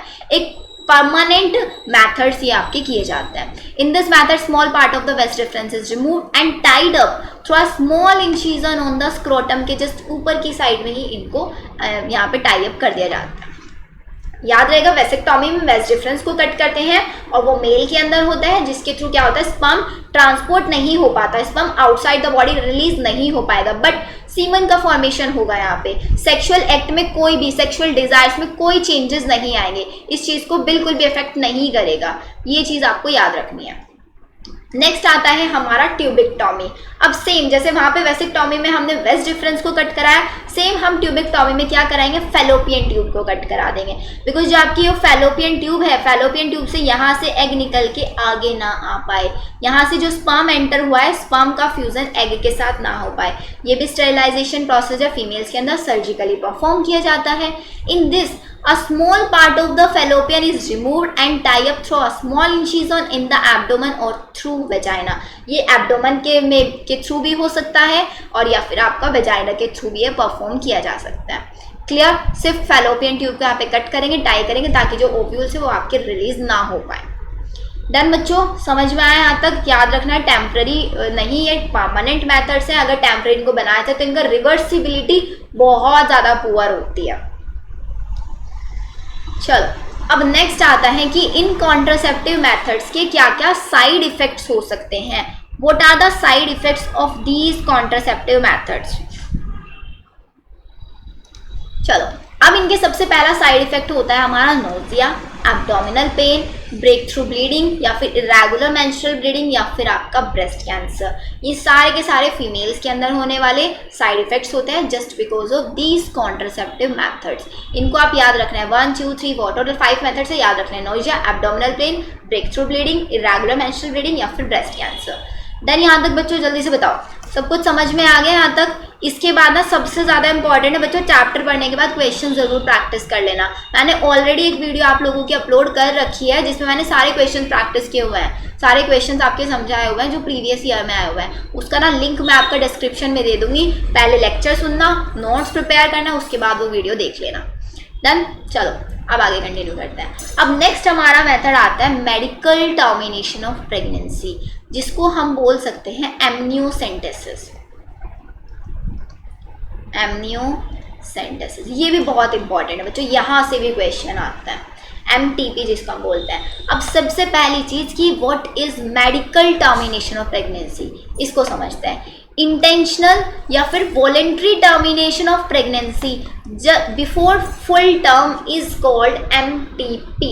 मतलब यहाँ पे क्या किया जाता है, जब प्रेगनेंसी पूरी तरीके से डेवलप नहीं हो जाती उससे पहले या तो इंटेंशनली किया जाता है इसको या वॉलेंट्री कराया जाता है, मतलब किसी की इच्छा से या बिना इच्छा से कराया जाता है। प्रेगनेंसी को जैसे फर्टिलाइजेशन हुआ तो फर्टिलाइजेशन के बाद जो जाइगोट बना है वो अर्ली स्टेज में जब जाइगोट होता है उस जाइगोट को किल कर देने के प्रोसेस को, उसको आगे डेवलप ना होने देने के प्रोसेस को ही बोलते हैं मेडिकल टर्मिनेशन ऑफ प्रेगनेंसी, या फिर हम इसको अबॉर्शन भी बोल सकते हैं। इसको हम अबॉर्शन भी बोल सकते हैं। 40 से 50 million MTPs are performed in a year. एक साल में 45 से 50 मिलियन MTPs परफॉर्म किए जाते हैं in a year all over the world, पूरे के पूरे वर्ल्ड में। 1/5 of the total number of conceived pregnancy, मतलब जितनी भी प्रेगनेंसी हुई है उसका 1/5 पार्ट में MTPs में ही जाती है। ये हमारा वर्ल्ड रिकॉर्ड बताया गया है। ठीक है, MTP जो होता है वो हेल्प करता है पॉपुलेशन को डिक्रीज कराने के लिए, लेकिन कहीं कहीं पे ना इसका यूज मिसयूज भी किया जाता है, जैसे कि फीमेल फिटिसाइड्स में। फीमेल वो क्या होता है वो भी मैं आपको समझाऊंगी। फीमेल फेटिसाइड्स में भी इसका यूज किया जाता है। Many countries have not legalised MTP due to emotional, ethical, religious और सोशल इशूज। बहुत सारी कंट्रीज ने इसको लीगलाइज नहीं, मतलब इसको लीगली नहीं बोला हुआ कि MTP सेफ है या फिर MTP करना चाहिए। उनके emotional, ethical, religious, social issues ये हो सकते हैं, लेकिन गवर्नमेंट, हमारी जो इंडिया की गवर्नमेंट ने उसको MTP का जो प्रोसीजर उसको लीगलाइज किया हुआ कि एक लीगल मेथड है। और कब इसको लीगलाइज किया गया था, कब इसको लीगल मेथड बताया गया था, 1971 में। लेकिन कुछ रेस्ट्रिक्ट कंडीशंस यहाँ पे लगा दी गई थी, with some strict conditions to check illegal female foeticides. ये देखो फिर से वही पॉइंट आ गया, फीमेल फेटिसाइड्स को रोकने के लिए यहाँ पे इसको पहले तो लीगलाइज कर दिया, बिकॉज लीगलाइज करने के पीछे बहुत सारे लॉजिक्स थे। वो लॉजिक्स क्या थे वो भी मैं आपको समझाऊंगी, लेकिन लोग इसका मिसयूज करने लगा। अब आपसे कोई पूछे what is the misuse of MTP, MTP का मिसयूज क्या है? पहला मिसयूज हम बताएंगे फीमेल फेटिसाइड। इसी की वजह से फीमेल फेटिसाइड्स होने लग गए थे सबसे ज़्यादा। जो फीमेल चाइल्ड होती थी जब अपनी जाइगोट स्टेज में होती थी तो उसी स्टेज में क्या होता था, उसकी डेथ कर दी जाती थी। जस्ट किस लिए कि फीमेल चाइल्ड नहीं चाहिए, लड़की नहीं चाहिए, लड़का चाहिए, वो वाले यहाँ पे सारे के सारे थॉट्स हमारे लगते थे। लेकिन अब ये वाला मेथड है, इस वाले मेथड को इंडिया ने हमारी गवर्नमेंट ने, फिर आप बोलोगे मैम लीगल क्यों किया गया है इसको, जब इसका साइड इफेक्ट है। इसको लीगल इसलिए किया गया था बिकॉज पहले क्या होता था, इस प्रोसीजर को यूज़ किया जाता था कुछ जेनेटिकली डिसऑर्डर्स को आइडेंटिफाई करने के लिए, कि जो मदर वॉर्म के अंदर जो बेबी डेवलप हो रहा है क्या वो जेनेटिकली पूरी तरीके से ओके है, उसके अंदर कोई जेनेटिकली डिसऑर्डर तो नहीं है। इस चीज़ को चेक करना है। कौन कौन सी ऐसी डिसीज़ है, यहाँ पे क्वेश्चन आता है कि कौन कौन सी डिसीज़ को चेक करने के लिए एमटीपी किया जाता है। डाउन सिंड्रोम या एमनियोसेंटेसिस भी आप इसको बोल सकते हो। डाउन सिंड्रोम, सेकंड आता है हमारा हीमोफीलिया, थर्ड आता है हमारा सिकल सेल एनीमिया,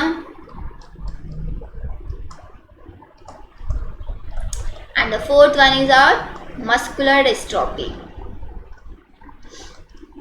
पहले टाइम में इस टाइप के डिसऑर्डर्स को आइडेंटिफाई करने के लिए एमटीपी यूज़ किया जाता था, लेकिन फिर बाद में क्या हुआ, पहले तो लीगल था ये हमारा, फिर इसके बाद में फीमेल फीटिसाइड्स इससे होने लग गए साइड इफेक्ट। लीगल अब भी है ये, लेकिन स्ट्रिक्टली कंडीशंस लगा दी गई है कि फीमेल फीटिसाइड सबसे ज़्यादा बैन कर दिया जाता है। अब फीमेल फीटिसाइड में आप बोलोगे मैम क्या होता है, फीमेल फीटिसाइड में ये होता है, देखो जब भी बेबी मदर वॉर्म में होता है तो उस टाइम पे क्या किया जाता है, उस टाइम पे मदर वॉर्म की जो आपने देखा होगा एमनियोटिक फ्लूइड के अंदर बेबी प्रेजेंट होता है, उस एमनियोटिक फ्लूइड के अंदर ना बेबी के कुछ स्किन के सेल्स आ जाते हैं। उन स्किन के सेल्स को क्या किया जाता है, उन स्किन के सेल्स को स्टेन किया जाता है, स्टेन होते हैं, और फिर उसके अंदर जो एक्स बॉडीज होती हैं, बार बॉडीज इनको हम बोलते हैं, बार बॉडीज को चेक किया जाता है कि अगर हमारा एक्स एक्स है, दो एक्स बार बॉडीज एक साथ मिल रहे हैं तो वो क्या होगी, फीमेल होगी, और अगर फीमेल होगी तो उसको क्या कर दिया जाता है, उसको वहीं पे एमटीपी कर दिया जाता था, medical termination of pregnancy, abortion वहाँ पे करा दिया जाता था। तो ऐसे पता चलता है, किसकी मदद से पता चलता है, बार बॉडीज को आइडेंटिफाई कर लेता है, मीन्स क्रोमोसोम का अरेंजमेंट चेक किया जाता है एमनियोटिक फ्लूइड के अंदर। और वो एमनियोटिक फ्लूइड के अंदर कैसे पता चलता है, जब बेबी डेवलप हो तो उसके स्किन के कुछ सेल्स आ जाते हैं एमनियोटिक फ्लूइड के अंदर, उनके अंदर फिर ये स्टडी करके देखा जाता है। एमनियोटिक फ्लूइड को निकाला जाएगा वेजाइना के थ्रू, एंड फिर उसके अंदर से कुछ बेबी के स्किन्स भी आ जाती हैं, उन स्किन के सेल्स को स्टडी करके बताया जाएगा कि उनके अंदर कैसी क्रोमोसोम्स प्रेजेंट हैं। बताओ यहाँ तक समझ में आया या नहीं आप लोगों को? आई थिंक यहाँ तक तो समझ आ जाना चाहिए था। आ गया बच्चों? चलो आगे चलते हैं। फिर इसके बाद एमटीपी के सबसे पहले इंपॉर्टेंस देखते हैं कि इसकी इंपॉर्टेंस क्या है। टू अवॉइड अनवांटेड प्रेगनेंसी को अवॉइड करने के लिए due to casual sexual intercourse या फिर failure of contraceptive methods use during coitus और रेप्स, इन सब केसेस के अंदर एमटीपी को यूज किया जाता है। ठीक है, it is essential in cases where continuation of pregnancy could be harmful to the mother or to the fetus or both। यहाँ पे एमटीपी से तब भी किया जा सकता है, तब क्या हुआ कि कॉन्टिन्यूस प्रेगनेंसी हो गई, मतलब सपोज अभी 1 ईयर पहले ही एक पार्चुरेशन हुआ एंड देन उसके बाद फिर से अगर यहाँ पे फर्टिलाइजेशन हो गया है तो उस टाइम पे ये चेक किया जाएगा कि ये प्रेगनेंसी मदर के लिए हार्मफुल होगी या फिर फीटस के लिए हार्मफुल होगी, फीटस के सर्वाइवल चांसेस कम है, तो उस टाइम पे डॉक्टर्स यहाँ पे अप्रूव कर देते हैं एमटीपी के लिए। लेकिन यहाँ पे कंडीशंस लगाई जाती हैं बहुत सारी। ठीक है, तो ये चीज़ एमटीपी को सेफ कब माना जाता है बच्चों, यहाँ पे फिर से क्वेश्चन आता है हमारा। एमटीपी को सिर्फ फर्स्ट ट्राइमेस्टर जब चल रहा होता है, मतलब जो स्टार्टिंग का 3 मंथ्स वाला पीरियड होता है ना, उसको बोलता है first trimester. Up to 12 weeks of pregnancy के 12 वीक तक इसको सेफ माना जाता है। सेकेंड ट्राइमेस्टर में अगर अबॉर्शन कराया जाता है तो बहुत ज़्यादा रिस्की होता है, फीटस के लिए तो होता ही होता है, मदर के लिए बहुत ज़्यादा रिस्की होता है अगर second trimester, because baby almost पूरा तरीके से डेवलप हो चुका होता है। ये चीज़ ठीक है, यहाँ तक बताओ समझ में आया? देखो यहाँ पे आपको प्रोसीजर दिख भी रहा है। A speculum is placed in the vagina. Speculum में सीजर लाइक स्ट्रक्चर होती है, सीजर और एक कैनुला डाला जाता है यहाँ पे, और स्पेक्ट्रम के थ्रू वेजाइना को ओपन किया जाता है, जिसके अंदर क्या होगा कि यहाँ पे ये जो डेवलप हो रहा है यहाँ पर जाइगोट, इस जाइगोट को फ्लिप क्लैंप के थ्रू कट कर दिया जाता है। इसका मतलब बहुत ना, अगर आप इसको YouTube पे देखोगे तो आपको तब क्लियरली पता चलेगा कि एमटीपी के अंदर आखिरकार कितना मतलब डेंजरस प्रोसेस हम उसको बोलते हैं। मतलब नॉर्मल इंसान देखे तो उसको लगेगा कि क्या प्रोसेस चल रहा है, कि क्या करता है अगर डेवलप हो रहा है पूरा बेबी, एक बार उसको हैंड पिक कर लिया जाता है, एक बार उसके लेग्स पिक कर लिया जाता है, एक बार उसका कोई दूसरा बॉडी ऑर्गन, इस टाइप से इसको पिक किया जाता है, तब मेडिकल टर्मिनेशन होती है यहाँ पे। ये हमारा है मेडिकल टर्मिनेशन ऑफ प्रेगनेंसी। इसकी इंपॉर्टेंस भी बता दिया इसके मैंने आप लोगों को मिसयूज भी बता दिया है। अब प्रॉब्लम्स क्या क्या आती हैं इसके साथ वो देखो। Majority of the MTPs are performed illegally perform किया जाए, जो फीमेल फिटिसाइड वाला अल्ट्रासाउंड ट्रांसड्यूसर देखो यहाँ से क्या हुआ, इंजेक्शन के थ्रू एमनियोटिक फ्लूइड निकाला गया और उस एमनियोटिक कैविटी देखो ना यहाँ पे इंजेक्शन कहाँ तक जा रहा है, एमनियोटिक कैविटी तक जा रहा है। अब एमनियोटिक कैविटी से एमनियोटिक फ्लूइड निकाल जाएगा, फिर उसके अंदर क्रोमोसोम्स को स्टडी किया जाएगा कि बार बॉडीज ज़्यादा एक्स की हैं या वाई की हैं। Misuse of amniocentesis for the foetal sex determination, उससे किया जाता है if the foetus is female it is followed by MTP, अगर वो फीटस फीमेल पता चल जाती है तो उसका फिर एमटीपी कर दिया जाता है। Such practices are dangerous for the young mother and foetus, young mother के लिए भी और फीटस के लिए बहुत ज़्यादा डेंजरस होता है। Amniocentesis in this some amniotic fluid of the foetus, से कुछ एमनियोटिक फ्लूइड लिया जाएगा, is taken to analyse the foetal cells को उसमें एनालाइज किया जाएगा and dissolve substances it is used to test the presence of genetic disorder and the survivability of the foetus, foetus की survivability को भी check करने के लिए यूज किया जाता है। तो बच्चों जितना ये मैंने आप लोगों के लिए स्लाइड्स बनाई हुई है ना, एक एक लाइन यहाँ से इंपॉर्टेंट है, एक एक लाइन से यहाँ से क्वेश्चन आता है, तो ये सारे के सारे नोट्स ना आप लोगों के पास होने चाहिए, ठीक है। यहाँ तक हमारा एमटीपी हुआ। अब आता है नेक्स्ट चीज, government of India enacted the medical termination of pregnancy amended act 2017 में, इन्होंने इसको क्या किया, इनएक्टेड कर दिया गया था, किस लिए, टू रिड्यूस इलीगल अबॉर्शन को रिड्यूस कराने के लिए and consequent maternal mortality and morbidity को कॉन्सिक्वेंट बनाने के लिए। अकॉर्डिंग टू दिस एक्ट, इस एक्ट के अकॉर्डिंग क्या था, अब pregnancy may be terminated with in first 12 weeks on the opinion of A registered medical practitioner, की ओपिनियन से ही फर्स्ट ट्राइमेस्टर में एमटीपी कर दिया जा सकता है। लेकिन अगर प्रेगनेंसी को 12 से 24 वीक हो चुके हैं तो वहाँ पे आपको 2 रजिस्टर्ड मेडिकल प्रैक्टिशनर की बोलते ना एक पेपर साइन कराए जाते हैं इस वाले पूरे के पूरे प्रोसीजर्स में कि यहाँ पे ओपिनियन होना चाहिए। अगर आपका 12 वीक के अंदर की है प्रेगनेंसी तो एक डॉक्टर का यहाँ पे ओपिनियन चल जाएगा, लेकिन अगर 12 से 24 होता है तो हमेशा एक डॉक्टर दूसरे डॉक्टर को कंसल्ट करता है कि ये एमटीपी करनी चाहिए या नहीं करनी चाहिए। ये वाले रूल्स हमारे गवर्नमेंट ने बनाए हैं, ये कुछ मेन रूल्स बना दिए कि प्रेगनेंसी में एमटीपी होना चाहिए या नहीं होना चाहिए। डन बच्चों, यहाँ तक सब क्लियर हो रहा है सब बच्चों। चलो फिर आता है हमारा next topic, sexually transmitted disease. अब सेक्सुअली ट्रांसमिटेड डिसीज क्या होती है? Sexually transmitted disease are those disease जो किसी भी सेक्सुअल इंटरकोर्स के थ्रू ट्रांसमिट हो सकती हैं। सेक्सुअल इंटरकोर्स के थ्रू ट्रांसमिट होने वाली डिसीज को बोलेंगे सेक्सुअली ट्रांसमिटेड डिसीज, या फिर हम इनको एसटीडीज भी बोल सकते हैं, वेनरल डिसीज भी बोल सकते हैं, या फिर रिप्रोडक्टिव ट्रैक्ट इन्फेक्शन। ये सारे वर्ड्स आप याद रखोगे, एसटीडी, वीडी एंड आरटीआई।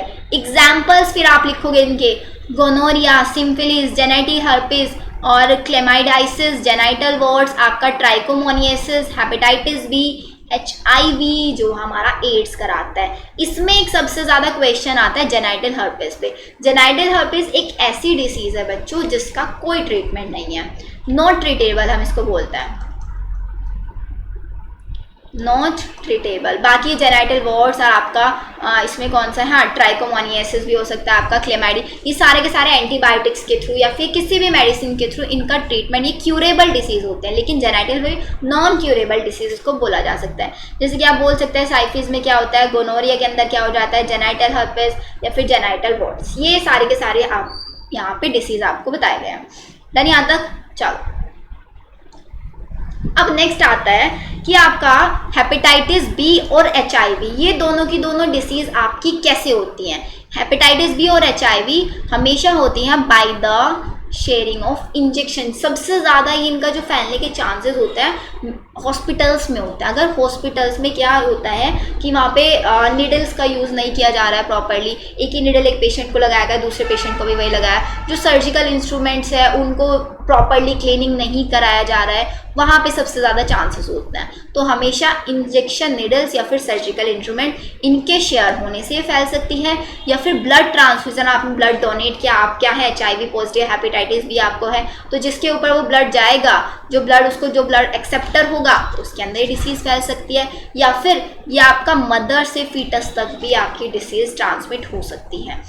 फिर देखो आपका हेपेटाइटिस बी, जेनाइटल हर्पिस और HIV, इन 3 डिसीज को छोड़ के बाकी जितनी भी डिसीज हैं आपकी वो सारी की सारी क्या है, क्यूरेबल है, अगर वो एक अर्ली स्टेज में ही डिटेक्ट कर ली जाती हैं। अगर अर्ली स्टेज में डिटेक्ट नहीं की जाए तो उनका ट्रीटमेंट बहुत डिफिकल्ट हो जाता है उस टाइम पे, ठीक है। तो इनको डिटेक्ट अगर कर लिया जाता है अर्ली स्टेज में तो इनका ट्रीटमेंट प्रॉपरली हो सकता है। देन यहाँ तक ये डिसीज वाला आपको याद रखना है। नेक्स्ट आता है हमारा सिम्टम्स। अर्ली सिम्टम इन सेक्सुअली ट्रांसमिटेड डिसीज के क्या क्या सिम्टम्स हमें देखने के लिए मिल सकते हैं। सबसे पहले itching, fluid discharge, slight pain, swelling, genital regions के अंदर ये कंडीशंस आपको देखने के लिए मिलेंगे। Itching, fluid discharge, slight pain, ये सब। या फिर ऐसा हो सकता है एब्सेंस और लेस सिग्निफिकेंट अर्ली सिम्टम, बहुत मतलब जो सिम्टम्स है ना पहले के सिम्टम बहुत लेस सिग्निफिकेंट हो, जिनको आइडेंटिफाई भी नहीं किया जा रहा है। And social stigma deter the infected person to consult a doctor. This lead to complications जैसे कि pelvic inflammatory disease भी इनसे हो सकती है, abortion हो सकता है, stillbirth, ectopic pregnancies, infertility या फिर cancer of the reproductive tract. Ectopic pregnancy अगर आपको नहीं पता है तो इसको समझ लो। एक्टोपिक प्रेगनेंसी वो प्रेगनेंसी होती है जब इम्प्लांटेशन का प्रोसीजर आपका यूट्रस की लाइनिंग में ना होकर कहीं और पे हो जाता है। इम्प्लांटेशन समझते हो ना, वो इम्प्लांटेशन आपका यूट्रस की लाइनिंग्स के अंदर होता है। अगर वहाँ पे आपका यूट्रस इम्प्लांट नहीं होके किसी और जगह पे कहीं और मतलब यूट्रस के किसी भी प्लेस में अगर हो रहा है तो उसको बोलता है एक्टोपिक प्रेगनेंसी। और एक्टोपिक प्रेगनेंसी कभी भी सेफ नहीं होती है, मतलब कभी भी सक्सेसफुल नहीं होती है। Never successful pregnancy, never successful pregnancy हम इसको बोल सकते हैं। बताओ आया यहाँ तक समझ में? चलो अब कंटिन्यू करते हैं हम आगे। नेक्स्ट आता है कि एसटीडीज को कैसे प्रिवेंट किया जा सकता है। पहला पॉइंट लिखो, avoid sex with unknown partners और मल्टीपल पार्टनर्स के साथ सेक्स अवॉइड किया जा सकता है। उस केस में सेक्सुअली ट्रांसमिटेड डिसीज के चांसेस कम हो सकते हैं। Always use contraceptive methods during coitus के टाइम पे हमेशा कॉन्ट्रासेप्टिव मेथड्स का यूज़ किया जाना चाहिए। इन केस ऑफ डाउट, हमेशा अगर उनको डाउट है, कोई भी अर्ली सिम्टम्स दिखाई दे रहे हैं तो always consult a qualified doctor for early detection and get complete treatment. ये 3 प्रिवेंटिव मेजर्स यूज़ करने के बाद सेक्सुअली ट्रांसमिट डिसीज के चांसेस को आप कम कर सकते हैं। All persons are vulnerable to STDs there, these are very high among person in the age of 15 से 20 एज के जो पीपल्स होते हैं उनके अंदर इसके सबसे ज़्यादा चांसेस पाए जाते हैं। डन यहाँ तक सबको? चलो अब नेक्स्ट हमारा पॉइंट आता है इनफर्टिलिटी क्या होता है। अब ये हमारा आज का लास्ट टॉपिक होने वाला है, इवन इस चैप्टर का लास्ट टॉपिक होने वाला है। देखो बच्चों, इनफर्टिलिटी क्या होता है? It is the inability to conceive और produce children even after 2 years of unprotected sexual cohabitation. Infertility सिर्फ तब बोला जाता है जब अनप्रोटेक्टेड सेक्सुअल कोहैबिलेशन के बाद भी कंसीव नहीं हो पा रहा है या फिर प्रेगनेंसी नहीं अटेन हो पा रही है, उसको बोलते हैं हम इनफर्टिलिटी। इसके रीज़न क्या हो सकते हैं? इसके रीज़न हो सकते हैं, कोई फिजिकल रीज़न भी हो सकता है, ये कॉन्जेनाइटल रीज़न हो सकता है, कोई डिसीज़ हो सकती है, कोई ड्रग का वो यूज़ कर रहा है, कोई इम्यूनोलॉजिकल या फिर साइकोलॉजिकल भी इसके रीजंस हो सकते हैं। इस डिसऑर्डर को, इनफर्टिलिटी के डिसऑर्डर को ट्रीट करने के लिए कुछ रिप्रोडक्टिव टेक्नोलॉजीज लगाई गई हैं जस्ट उन कपल्स के लिए जो इनफर्टिलिटी से डील कर रहे हैं। असिस्टेड रिप्रोडक्टिव टेक्नोलॉजी, यहाँ से भी बच्चों बहुत क्वेश्चन आते हैं, तो ये भी हमारा इंपॉर्टेंट पार्ट है। सारी की सारी हमारी ARTs, ठीक है। चलो अब ARTs टोटल कितनी होती है? ARTs क्या? These are the technology use to correct the infertility problem को करेक्ट करने के लिए, इनफर्टिलिटी का सोल्यूशन निकालने के लिए इन टेक्नोलॉजीज को बनाया गया है। सबसे पहले देखेंगे gamete intrafallopian transfer GIFT, ICSI intracytoplasmic sperm injection, artificial insemination, surrogacy या फिर IVF इन वाइट्रो फर्टिलाइजेशन, जिसको टेस्ट ट्यूब बेबी प्रोग्राम भी हम बोलते हैं। चलो सबसे पहले हम IVF से स्टार्ट करते हैं। अब देखो बच्चों, IVF इन वाइट्रो फर्टिलाइजेशन या फिर टेस्ट ट्यूब, इसके अंदर मेथड में क्या किया जाता है? इस मेथड में जैसे नाम से पता चल रहा है टेस्ट ट्यूब बेबी, कि जो एक बेबी का डेवलपमेंट होगा वो टेस्ट ट्यूब के अंदर होगा। तो यहाँ पे क्या किया जाता है? सपोज एक फीमेल है हमारी, फीमेल से ओवा को कलेक्ट कर लिया जाएगा, सेम टाइम पे सेम मेल पार्टनर से स्पर्म को कलेक्ट किया जाएगा। मतलब यहाँ पे एक फीमेल डोनर होगी हमारे पास, एक मेल डोनर होगा, दोनों के एग और स्पर्म को फर्टिलाइज कराया जाएगा। अब फर्टिलाइज कराने के बाद हमारा जो एम्ब्रियो बनने का प्रोसेस होता है ये भी हम इन लैब कराएंगे, एक प्रॉपर मेथड, एक प्रॉपर सेफ एनवायरनमेंट के अंदर कराया जाए। जब हमारा ये एम्ब्रियो बन जाएगा उसके बाद इस एम्ब्रियो को ट्रांसप्लांट कर दिया जाता है into the female reproductive tract, IVF, इसको बोलते हैं टेस्ट ट्यूब बेबी प्रोग्राम। अब देखो हमने क्या देखा, इन दिस मेथड ओवा from the wife donor, wife donor से ओवा लिया जाएगा, स्पर्म लिया जाएगा किसी भी हस्बैंड से या किसी दूसरे डोनर से, are collected and are induced to form zygote, उससे जाइगोट बनाया जाएगा under simulated conditions in the laboratory. This is followed by embryo transfer, फिर उसके बाद एम्ब्रियो को ट्रांसफर कर दिया जाता है। अब नेक्स्ट चीज आता है, अब एम्ब्रियो को हम ट्रांसफर कौन से स्टेज में कर रहे हैं, जब वो जाइगोट में है तब उसको ट्रांसफर कर रहे हैं तो उसको बोलेंगे जाइगोट इंट्राफेलोपियन ट्रांसफर। बिकॉज आपको पता है जब फर्टिलाइज एग जाइगोट के अंदर, फैलोपियन ट्यूब के अंदर होता है तो उसको बोलता है जाइगोट। और फिर जो फर्दर डेवलप हो जाएगा 2 सेल से 4 सेल, 4 से 8, 16, 32, ऐसे ही फिर वो आके इम्प्लांट हो जाता है यूट्रस के अंदर। तो यूट्रस के अंदर हम कब उसको इम्प्लांट करेंगे, और जाइगोट के हमेशा बस याद रखना है, जाइगोट अगर हम इम्प्लांट करा रहे हैं तो फैलोपियन ट्यूब में इम्प्लांट किया जाएगा, लेकिन अगर हम एक एम्ब्रियो को इम्प्लांट करा रहे हैं तो यूट्रस के अंदर इम्प्लांट कराया जाएगा। ये दोनों मेथड्स आपको, तो सबसे पहले जाइगोट वाला देख लेते हैं। जाइगोट के अंदर क्या हो रहा है, transfer of zygote on early embryo. Early embryo मतलब जब तक उसमें सिर्फ 8 सेल स्टेज में है, विद अप टू 8 ब्लास्टोमियर्स, उसको हम फैलोपियन ट्यूब के अंदर ही ट्रांसफर कराएंगे। फिर आता है हमारा IUT। IUT में जब हम क्या होता है, हमारा जो फर्टिलाइज एग है वो 8 ब्लास्टोमियर से ज़्यादा स्टेज का हो जाता है, तब हम उसको यूट्रस के अंदर इम्प्लांट कराते हैं। तो ये हमारा दोनों में डिफरेंस है। जाइगोट के अंदर लेस देन 8 या फिर 8 ब्लास्टोमियर तक होता है तब जाइगोट में को आपका फैलोपियन ट्यूब में कराएंगे, लेकिन अगर 8 ब्लास्टोमियर से ज़्यादा है तो तब उसको हम यूट्रस के अंदर इम्प्लांट कराएंगे। ठीक है। Embryos followed by in vivo fertilisation, fertilisation मतलब with in the female, is also used for such transfer to assist those females who can not conceive. ये उन फीमेल्स के अंदर किया जाता है जो फीमेल्स कंसीव नहीं कर सकती हैं, उनके अंदर ओव्यूलेशन प्रोसेस बहुत हो रहा है इजीली, एग का प्रोडक्शन हो रहा है, लेकिन एग स्पर्म के साथ मीट होकर फर्टिलाइजेशन नहीं कर पा रहा है, तो वहाँ पे क्या करते हैं हम एक टेस्ट ट्यूब बेबी प्रोग्राम लेते हैं जिसमें फर्टिलाइजेशन आउटसाइड में कराया जाएगा। देन जब वो जाइगोट बन जाएगा उसके बाद उसको आप 8 ब्लास्टोमियर होगा फैलोपियन ट्यूब में ट्रांसफर करा देंगे, 8 से ज़्यादा होगा तो यूट्रस के अंदर डायरेक्ट ट्रांसप्लांट करा दिया जाएगा। बहुत ईजी मेथड है, याद रहेगा सबको। टर्मिनोलॉजी से ही हमें पूरा डेफिनेशन क्लियर हो जाता है, यहाँ पे कुछ याद रखने की जरूरत नहीं है। नोट्स भी आप लोग सेम यही यूज करेंगे, जो डेफिनेशन यहाँ पे लिखे हुए एकदम करेक्ट डेफिनेशन है सारी की सारी। नेक्स्ट आता है हमारा गैमीट इंट्राफैलोपियन ट्रांसफर। अब गैमीट देखो नाम से समझ में आ रहा है कि हम यहाँ पे क्या करेंगे, गैमीट को ट्रांसफर करेंगे।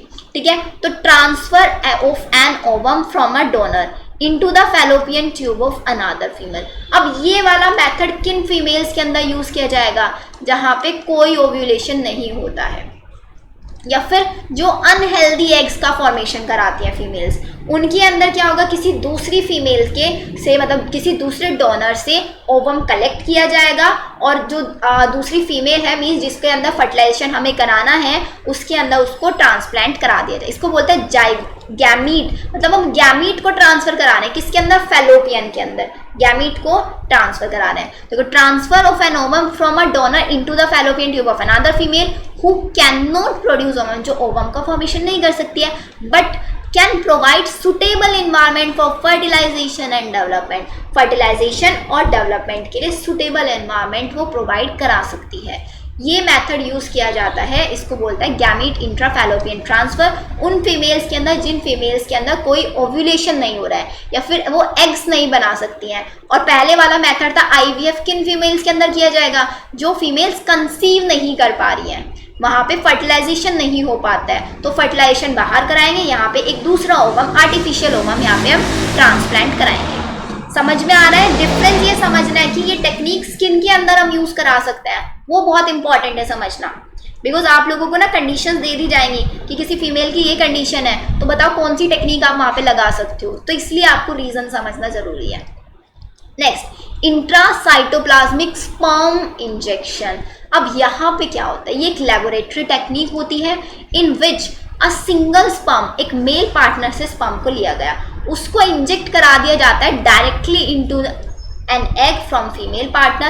After the fertilization, embryo is implanted into the woman के यूट्रस के अंदर उसको इम्प्लांट कराया जाता है। इंट्रासाइटोप्लाज्मिक स्पर्म इंजेक्शन, ये बहुत इंपॉर्टेंट होता है। देखो फिर से समझो, यहाँ पे क्या किया गया, स्पर्म को लिया गया मेल पार्टनर से और उसको डायरेक्टली एग के अंदर फ्यूज करा दिया गया, उसके डायरेक्टली एग के अंदर। अब पहली वाली टेक्निक में आप कंफ्यूज ना हो, इसका लिए एक क्लियर डेफिनेशन, इसलिए डिफरेंस समझो। देखो यहाँ पे सबसे पहले यहाँ पे हम क्या करा रहे हैं, स्पर्म को ले रहे हैं, स्पर्म को डायरेक्टली एग के साथ फ्यूजन करा रहे हैं। एग स्पर्म को ले लिया, अब स्पर्म को हमने इंजेक्ट करने के बाद मेल पार्टनर से उसको डायरेक्टली एग के अंदर ट्रांसफर कराया है। यहाँ पे ये नहीं कि फीमेल के अंदर ट्रांसफर करा दिया डायरेक्टली, उसके बाद फर्टिलाइजेशन होगा।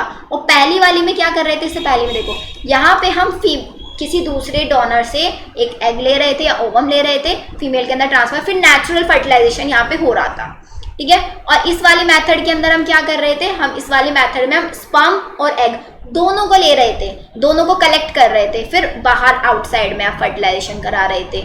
ये डिफरेंस समझना है, यहाँ पे सिर्फ हमने स्पर्म को लिया है, फिर स्पर्म को लेके एग के अंदर, जो फीमेल रिप्रोडक्टिव सिस्टम के थ्रू एग के अंदर हम इंजेक्ट कराएंगे, इस एग के अंदर ही डायरेक्टली स्पर्म, फिर फर्टिलाइजेशन जब हो जाएगा वो एम्ब्रियो इम्प्लांट हो जाता है इनटू द वुमन्स यूट्रस के अंदर। ये बताओ यहाँ तक समझ में आया या नहीं? डन। फिर नेक्स्ट मेथड आता है artificial insemination technique. Artificial insemination कराएंगे, आर्टिफिशियल वो कैसे होगा, देखो the semen collected from husband से सीमन कलेक्ट किया गया या फिर किसी डोनर से, उसको आर्टिफिशियल इंट्रोड्यूस करा दिया गया वेजाइना के अंदर या फिर uterus of the female. Artificial insemination, इस मेथड को हम बोलते हैं डायरेक्टली जब हम यूट्रस के अंदर क्या करा रहे हैं, सीमन को जो कलेक्ट किया हस्बैंड से उसको इंट्रोड्यूस करा रहे हैं। This is known as intrauterine insemination. This technique is useful for the male partner. यहाँ पे क्वेश्चन आता है ये टेक्निक कब की जाती है, ये टेक्निक उन मेल पार्टनर्स के अंदर यूज की जाएगी जिन मेल पार्टनर्स के अंदर इनएबिलिटी है इंसेमिनेट फीमेल या फिर लो स्पर्म काउंट है, स्पर्म की मोटाइलिटी सही नहीं है, उस केसेस में ये वाला मेथड यूज किया जाता है। बताओ सारे मेथड्स क्लियर हुए हैं नहीं? ZIFT, ZIFT क्या होता है, आर्टिफिशियल इंसेमिनेशन, IVF क्या होता है, ये सारे के सारे आप लोगों को डेफिनेशंस लिखनी है। एंड मोस्ट इंपॉर्टेंट जो पहले ही बताया तो क्वेश्चन सबसे ज़्यादा प्रैक्टिस करना है आप लोगों को। क्वेश्चन की वीडियो मैं ऑलरेडी बना चुकी हूँ, उसके ऊपर आप लोगों का डिस्क्रिप्शन में आपको लिंक मिल जाएगा इसका। क्लियर। अब नेक्स्ट मेथड आता है सरोगेसी। आई थिंक ये मेथड तो सबको पता है। सरोगेसी के अंदर क्या होता है, सरोगेसी उन फीमेल्स के अंदर यूज़ की जाती है जो फीमेल्स एक प्रॉपर फर्टिलाइजेशन या फिर एक प्रॉपर जाइगोट डेवलपमेंट के लिए इन्वायरमेंट नहीं बना पा रही है। वो फीमेल जो इनफर्टाइल है, एक फर्टिलाइज एग को कैरी नहीं कर सकती है, उनके अंदर क्या किया जाए, एक सरोगेट मदर को हायर किया जाएगा। Surrogate mother bear a child from a couple unable to produce children. Means यहाँ पे वही सेम केस होगा, मेल से स्पर्म को लिया जाएगा, फीमेल से एग को लिया जाएगा। जैसे IVF में करा रहे थे, IVF में क्या कर रहे थे, IVF में हम सेम मदर का भी यूज़ कर सकते हैं, बट उसके अंदर कंडीशन होनी चाहिए कि वो आपका पूरा उसका जो यूट्रस है वो इतना कैपेबल होना चाहिए कि एक फर्टिलाइज एग को जाइगोट एम्ब्रियो प्रॉपर कंडीशंस दे सके। लेकिन अगर वो नहीं दे तो वो सेम IVF वाली टेक्निक हम किसी और मदर के लिए यूज़ करते हैं, तो उस मदर को बोलते हैं सरोगेट मदर और इस मैथड को बोलते हैं सरोगेसी। IVF के थ्रू जो आप फर्टिलाइज कराया एग उसको हम सरोगेट मदर के अंदर भी इंसर्ट करा सकते हैं। Surrogate is impregnated through artificial insemination से भी हो सकता है ये, और आपका IVF से भी, मतलब आर्टिफिशियल इंसेमिनेशन मेल से सीमन को लिया, उसको डायरेक्टली सरोगेट मदर की बॉडी के अंदर हम इम्प्लांट करा सकते हैं।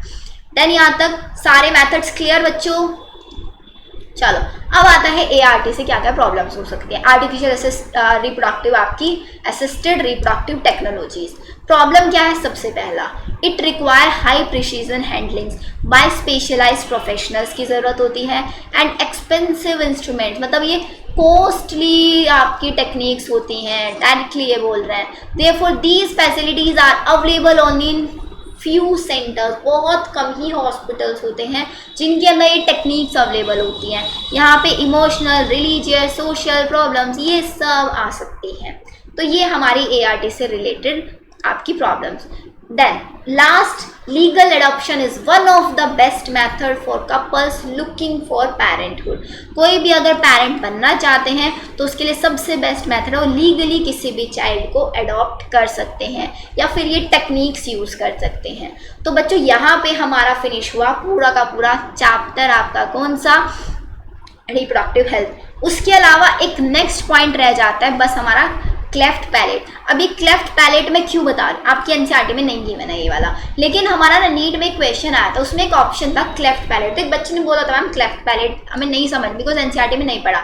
इसके अंदर क्या होता है, देखो ये जो आपको बेबी का यहाँ पे पार्ट दिख रहा है ना, अपर लिप के अंदर ये प्रॉब्लम होती है। इस प्रॉब्लम को हम आपका क्लेफ्ट लिप या फिर आपका लेफ्ट पैलेट भी बोल सकते हैं। देखो क्लेफ्ट लिप या फिर क्लेफ्ट पैलेट, इसके अंदर क्या हो जाता है, जो अपर लिप होता है उसके अंदर एक ओपनिंग बन जाती है, या फिर आप बोल सकते हो जो माउथ का रूफ वाला पार्ट है उस वो ओपन रहता है। क्लेफ्ट लिप और क्लेफ्ट पैलेट रिजल्ट की वजह से क्या हो, जो आपका फेशियल स्ट्रक्चर होता है that are developing in an unborn baby does not close completely, पूरी तरीके से कभी वो लिप्स बंद भी कर लेगा तो बीच में से उसको कट दिखेगा। और ये वाला मेथड हमेशा डिटेक्ट कर लिया जाता है आपका अल्ट्रासाउंड के थ्रू। यहाँ पे ना क्वेश्चन उसी से आता है रिलेटेड, कि जब हमने देखा था एमनियोसेंटेसिस या फिर एमनियोसेंटेसिस में हम कौन कौन से मैथ है, एमनियोसेंटेसिस किस लिए यूज़ किया जाता है, एमनियोसेंटेसिस जो डिसीज़ के नाम बताए थे ना आपको उन डिसीज़ के लिए यूज़ किया जाता है। क्लेफ्ट पैलेट के लिए एमनियोसेंटेसिस यूज़ नहीं किया जा सकता इसको, क्योंकि ये कोई क्रोमोसोमल डिसीज़ नहीं है। क्रोमोसोमल डिजीज ये नेचुरली डिसीज़ है कि ये हो सकता है, इसका आपको एक अल्ट्रासाउंड के थ्रू ही आप डिटेक्ट कर सकते हैं इसको। तो यहाँ पे अब फाइनली हमारा चैप्टर फिनिश होता है। आई होप आप लोगों के जितने भी डाउट्स थे इस चैप्टर से रिलेटेड वो क्लियर हुए होंगे। स्टिल अगर आप लोगों के कोई डाउट्स रह गए हैं आप मुझसे टेलीग्राम पे पूछ सकते हैं, आप कमेंट सेक्शन में डाल सकते हैं, कहीं भी आप मुझसे डाउट्स पूछ सकते हैं। बट सबसे पहली चीज़ हमेशा मैं बच्चों को एक ही चीज़ बोलती हूँ कि बच्चों कोई भी चीज़ पढ़ो तो उसको बहुत अच्छे से पढ़ो। अब चैप्टर पढ़ा दिया, एनसीईआरटी रीड करना आप लोगों की रिस्पॉन्सिबिलिटी है। क्वेश्चंस प्रैक्टिस मैंने ऑलरेडी वीडियो बना रखी है, उसको देखो, पहले क्वेश्चंस खुद प्रैक्टिस करना। आपके पास एमटीजी की बुक है, वहाँ से क्वेश्चन प्रैक्टिस करो। अगर डाउट रह जाता है फिर आप मेरी वीडियो देख सकते हो। क्लियर है यहाँ तक? चलो फिर हम मिलते हैं नेक्स्ट लेक्चर में। आई होप आप लोगों को लेक्चर अच्छा लगा होगा। अगर अच्छे लगे तो वही आपने फीडबैक्स देना अच्छे से, लाइक करना, शेयर करना एंड सब्सक्राइब करना। Thank you everyone, bye.